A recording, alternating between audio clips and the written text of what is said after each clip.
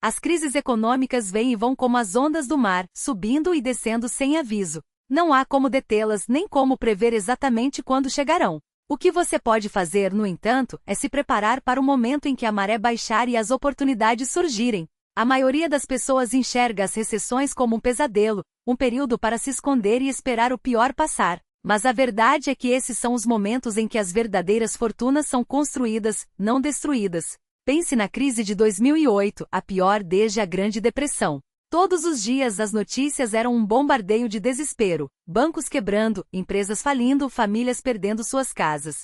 O medo tomou conta de todos, até dos mais experientes. Enquanto investidores inteligentes corriam para vender tudo, eu fiz o oposto. Escrevi um artigo no New York Times em outubro daquele ano, com um título simples: Compre a América. Muitos acharam que eu tinha perdido o juízo. Mas eu enxergava o que eles não viam. Uma liquidação generalizada, onde os melhores ativos estavam sendo vendidos a preços irrisórios. Segui o princípio que sempre guiou minhas decisões: seja cauteloso quando os outros estão gananciosos e ousado quando o pânico domina. Comprei ações de empresas sólidas como a Goldman Sachs e a General Electric, enquanto todos fugiam. Anos depois, esses investimentos se multiplicaram, rendendo bilhões. Não foi genialidade, foi apenas entender que as recessões são como liquidações de fim de temporada. Imagine entrar em uma loja e encontrar tudo pela metade do preço. Você encheria o carrinho, certo? Com as ações acontece a mesma coisa. Quando a economia entra em crise, os preços despencam, mas a maioria das pessoas vende por medo em vez de comprar. É aí que mora a oportunidade. Claro, não estou dizendo que recessões são fáceis. Elas machucam, tiram empregos e podem arruinar quem não está preparado. Por isso, a estratégia é tudo. O primeiro passo é ter liquidez. Dinheiro em caixa é como munição. Você precisa dele para agir quando a hora certa chegar. Em tempos normais, investir é fundamental, mas em uma recessão, ter reservas é o que faz a diferença. Quando os preços caem, quem tem dinheiro pode comprar barato, enquanto quem já investiu tudo só assiste seu patrimônio encolher. Não há uma regra única sobre quanto guardar, mas 6 meses de despesas essenciais é um bom ponto de partida. Se seu emprego é instável ou você tem mais responsabilidades, talvez precise de mais. E para investir, mantenha uma reserva separada, pronta para ser usada quando os ativos estiverem em promoção. Sempre mantive grandes quantias em caixa, mesmo quando me criticavam por desperdiçar capital. Mas eu sabia o que estava fazendo, esperando a liquidação. O segundo passo é saber o que comprar antes que a crise chegue. Quando o pânico se instala, é fácil tomar decisões erradas. Por isso, faça sua lição de casa agora. Identifique empresas com balanços sólidos, vantagens competitivas e marcas fortes, que sobreviverão à tempestade e sairão mais fortes. Não se trata de comprar qualquer coisa só porque está barato. Uma empresa ruim continua ruim, mesmo com desconto. O que você quer são negócios excelentes a preços de ocasião. Faça uma lista das 10, 15 ou 20 empresas que gostaria de ter em seu portfólio. Estude seus fundamentos, entenda seu valor real e quando a recessão chegar, você saberá exatamente o que comprar, sem hesitar. Um exemplo clássico vem dos anos 1960, quando um escândalo envolvendo óleo de salada abalou a American Express. As ações despencaram, mas eu sabia que o problema era temporário e que o valor da marca, e do negócio de cartões de crédito, permanecia intacto. Investi 40% do capital da minha empresa naquelas ações, mesmo com todos dizendo que eu estava louco. O resultado? Um retorno extraordinário ao longo das décadas. Esse investimento ajudou a transformar a Berkshire Hathaway em um império, mas só foi possível porque ignorei o barulho, confiei na minha análise e agi com convicção. O segredo está na psicologia. As recessões testam sua capacidade de manter a calma quando todos ao redor perdem a cabeça. Se você se preparar, tiver liquidez e souber o que comprar, estará pronto para transformar o medo alheio em sua maior vantagem. E se, em vez disso, você visse aquela fazenda como um ativo que produz valor ano após ano, independentemente das oscilações do mercado? Porque é exatamente isso que uma empresa sólida representa. Quando a colheita falha, o solo não perde sua fertilidade. Quando os preços caem, a capacidade de gerar lucro não desaparece. O que muda é apenas o momento de comprar mais terra, ou, no caso dos investimentos, mais ações, a preços de liquidação. A recessão não é um fim, mas um filtro.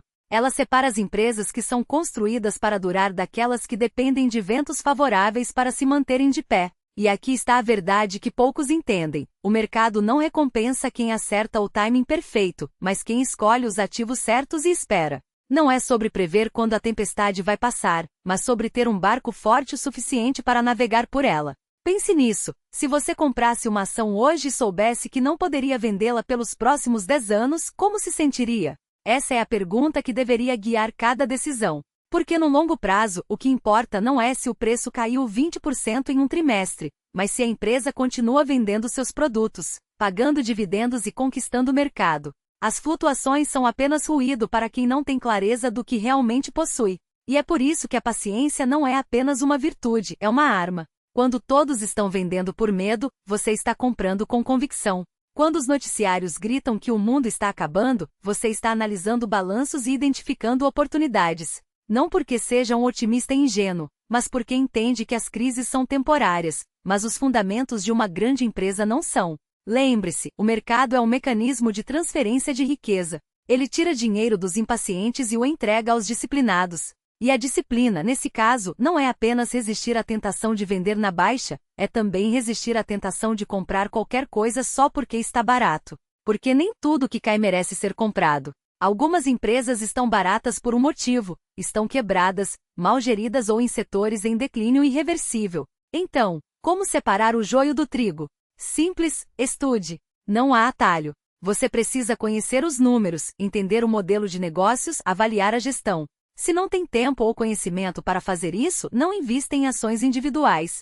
Opte por fundos de índice de baixo custo ou empresas que você realmente entende. Porque no final, o maior risco não é o mercado cair. É você não saber o que está comprando. E quando a próxima recessão chegar, e ela chegará, lembre-se, os melhores investimentos não são feitos quando o sol está brilhando, mas quando a chuva está caindo e todos estão correndo para se abrigar. É nesses momentos que os preços refletem o medo, não o valor. E é aí que os verdadeiros investidores constroem fortunas. Não porque sejam mais inteligentes, mas porque são mais pacientes. Porque entendem que o tempo, não o timing, é o que transforma uma boa decisão em um resultado extraordinário. Quando a próxima recessão chegar, e ela chegará, lembre-se, os melhores investimentos não são feitos quando o sol está brilhando, mas quando a tempestade se aproxima e todos buscam abrigo. É nesses momentos que os preços refletem o pânico, não a realidade. E é justamente aí que os verdadeiros investidores constroem patrimônios. Não porque tenham uma bola de cristal, mas porque têm clareza. O que importa não é o preço de hoje, mas o valor de amanhã. Pense nisso. Quando você compra uma ação, não está adquirindo um pedaço de papel. Está se tornando sócio de um negócio. E se for um bom negócio, as oscilações temporárias não importam. O que realmente conta é o que essa empresa será capaz de gerar nos próximos anos, décadas. Lembra-se da Coca-Cola em 1988? Ou das crises que vieram depois, a bolha da internet, a crise financeira de 2008, a pandemia? Eu não vendi. Não porque fosse corajoso, mas porque acreditava na empresa, no seu potencial de longo prazo. E hoje, aquele investimento vale muitas vezes mais do que paguei. Não por sorte, mas porque resisti ao impulso de reagir ao medo. Porque entendi que o mercado, no curto prazo, é uma máquina de votos movida por emoções, medo, ganância e euforia. Mas no longo prazo, ele é uma balança. E uma balança não mente, ela reflete o valor real dos negócios, seus lucros, seus fluxos de caixa, seus fundamentos. Se você é um investidor de longo prazo, não se preocupe com a máquina de votos. Concentre-se na balança. Foque em possuir boas empresas e deixe o tempo fazer o resto. Essa é a essência da disciplina financeira, e talvez a lição mais valiosa que alguém pode aprender. Mas há outra regra que não pode ser ignorada: viver sempre abaixo das suas possibilidades. Não apenas durante as crises, mas em todos os momentos. Porque se você gasta tudo o que ganha, não sobra nada para poupar. E se não poupa, não investe. E se não investe, não está preparado quando a tempestade chega. Um único contra-cheque perdido pode se transformar em um desastre. Eu moro na mesma casa desde 1950. Não é uma mansão, nem um palácio, é um lar. Dirijo um carro comum, não coleciono relógios caros ou obras de arte. Não porque não possa pagar por essas coisas, mas porque elas não me trazem felicidade. O que me traz paz é a segurança. A certeza de que, aconteça o que acontecer, minha família estará bem. E essa segurança vem de uma única decisão: gastar menos do que se ganha, poupar o excedente e investi-lo com sabedoria. Se você levar apenas uma coisa deste texto, que seja esta: Poupe agressivamente e invista com inteligência e faça disso um hábito. Assim, as recessões deixarão de ser ameaças e se tornarão oportunidades. Mas cuidado com a armadilha mais sutil de todas, a inflação do estilo de vida. É um erro que vejo repetidamente. Alguém recebe um aumento, uma promoção, e imediatamente sobe o padrão de vida, uma casa maior, um carro mais luxuoso, jantares mais caros. De repente, mesmo ganhando mais, poupa menos. O truque é simples: quando sua renda aumentar, mantenha o mesmo estilo de vida e invista a diferença. É assim que se constrói riqueza. É assim que se prepara para as crises. Não seja essa pessoa. Construa sua reserva, seu colchão de segurança. Viva como se ganhasse menos do que realmente ganha e invista o resto. É isso que traz tranquilidade. É isso que permite dormir em paz, independentemente do que os mercados façam. E quando as notícias começarem a gritar, porque elas sempre gritam durante uma recessão, lembre-se: os meios de comunicação lucram com o medo. O pânico vende. A incerteza atrai cliques. Então, durante uma crise, cada manchete será pessimista, cada análise será catastrófica. Se você consumir tudo isso o dia inteiro, sua mente será contaminada. Sua capacidade de julgamento será afetada. Eu leio as notícias, sim, mas não deixo que elas ditem minhas decisões. Me concentro nos fundamentos. Como estão as empresas em que invisto? Quais são seus lucros? Quais são suas perspectivas? Isso é o que importa, não o que diz um comentarista na TV. Então, o meu conselho é simples: limite seu consumo de notícias durante uma recessão. Leia uma vez por dia, de preferência pela manhã, e pronto. E por favor, não assista a canais de notícias financeiras o dia todo. Isso é receita para o desespero. Confie na sua preparação. Confie na sua pesquisa. Confie na sua estratégia de longo prazo. E ignore o ruído. Lembra-se da bolha das .com, no final dos anos 90? Todos me diziam que eu estava errado, que era antiquado, que não entendia a nova economia. As manchetes estavam cheias de histórias de ações de internet que triplicavam em semanas, de pessoas largando empregos para se dedicar ao day trade. Eu ignorei. Mantive-me fiel ao que sabia: investir em empresas sólidas com lucros reais. E quando a bolha estourou, quando aquelas ações caíram 90%, 95%, eu estava bem. Mais do que bem. Porque não me deixei levar pela euforia. É isso que quero dizer com ignorar o ruído. Os meios de comunicação criam narrativas, e essas narrativas podem ser sedutoras, convincentes. Mas muitas vezes estão erradas, especialmente nos extremos. Então, informe-se sim, mas pense com sua própria cabeça. Não deixe a multidão tomar decisões por você. A última peça deste quebra-cabeça é entender a diferença entre preço e valor. Essa é a base de tudo. Como meu mentor, Ben Graham, me ensinou quando eu era jovem: o preço é o que você paga, o valor é o que você recebe. Durante uma recessão, os preços caem, às vezes drasticamente. Mas o valor subjacente das boas empresas não cai na mesma proporção. É aí que surge a oportunidade. É aí que se abre uma lacuna entre o que o mercado está cobrando e o que o negócio realmente vale. Imagine uma empresa que gera consistentemente 10 milhões de dólares por ano. Em tempos de prosperidade, o mercado pode precificá-la em 150 milhões. Mas durante uma recessão, o preço das ações pode cair para 80 milhões, ou até 60 milhões, mesmo que a empresa continue gerando os mesmos 10 milhões. Essa é a lacuna. O preço caiu, mas o valor não. E se você conseguir comprar quando essa lacuna é grande, os retornos podem ser extraordinários quando o mercado corrigir a distorção. Isso é investimento em valor. É o que tenho feito durante toda a minha carreira. E as recessões são os momentos em que essas lacunas se tornam mais amplas, as oportunidades mais claras. Então, não se deixe enganar pelo preço. Olhe além dele. Pergunte-se: quanto vale realmente esse negócio? Quanto ele poderá gerar nos próximos 10, 20 anos? Se conseguir responder a isso, estará no caminho certo. E essas perguntas sobre o preço atual das ações logo deixarão de ter tanta importância. O que você realmente obterá? Um retorno de 10%? Sim. Mas isso é apenas parte da estratégia. E há algo que não falo com frequência, mas que é crucial: ter um plano de saída, não aquele que a maioria das pessoas imagina. Não estou falando em vender quando as ações despencam, nem em cortar perdas. O que quero dizer é ter uma estratégia clara sobre o que fará com o dinheiro que ganhará durante a recessão. Quando você compra durante uma crise e o mercado se recupera, os ganhos podem ser substanciais. O que fará com esse dinheiro? Vai realizar lucros, reinvestir ou diversificar? Eu tendo a mantê-los para sempre se o negócio continuar sólido, mas algumas pessoas preferem realizar parte dos ganhos e rebalancear o portfólio. E tudo bem também. O ponto é ter um plano. Saber exatamente o que está buscando. Acumular riqueza para a aposentadoria, para a educação dos filhos, para a liberdade financeira ou qualquer outro objetivo.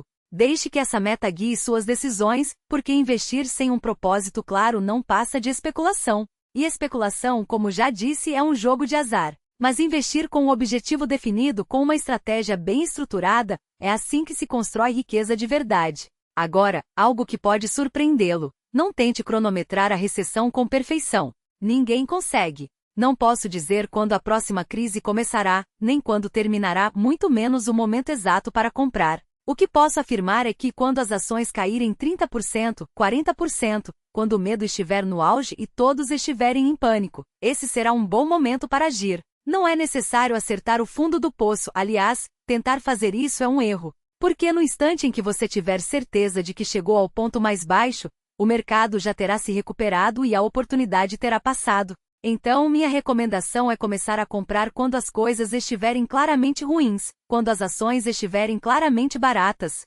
Se caírem mais, compre mais. Se caírem ainda mais, compre ainda mais. Assim, você estará fazendo uma média de custo, sem tentar ser perfeito. Está apenas aproveitando a liquidação. E com o tempo, à medida que o mercado se recuperar, os resultados serão excelentes. A perfeição é inimiga do bom nos investimentos. Não tente ser perfeito. Tente ser inteligente. Tente ser disciplinado. Isso já é mais do que suficiente.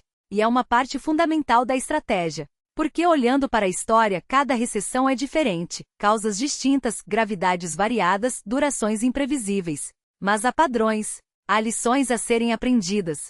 Estude as crises passadas. Leia sobre elas. Veja o que aconteceu, o que funcionou e o que não funcionou. A Grande Depressão, o estouro da bolha das .com em 2000, a crise financeira de 2008, cada uma dessas experiências contém ensinamentos valiosos. Elas mostram o que não fazer e, mais importante, o que fazer. Por exemplo, durante a Grande Depressão, quem tinha dinheiro em caixa se saiu bem, porque a deflação tornou o dinheiro mais valioso. Já nos anos 1970, quem manteve dinheiro parado foi devastado pela inflação, que corroeu seu poder de compra. A lição? O contexto importa. Você precisa entender em que tipo de recessão está, se é deflacionária, inflacionária, uma crise de crédito ou um choque de demanda. Cada uma exige ajustes diferentes.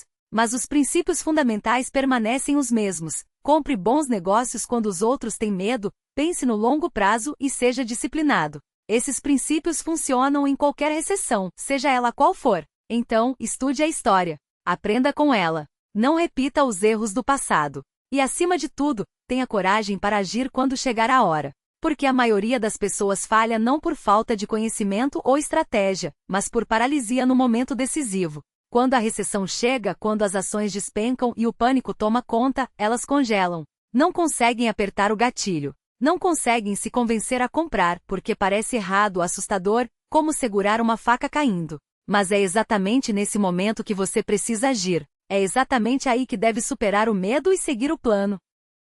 E como fazer isso? A única maneira que encontrei é se preparar mentalmente com antecedência. Visualize a recessão acontecendo. Imagine as ações em queda livre.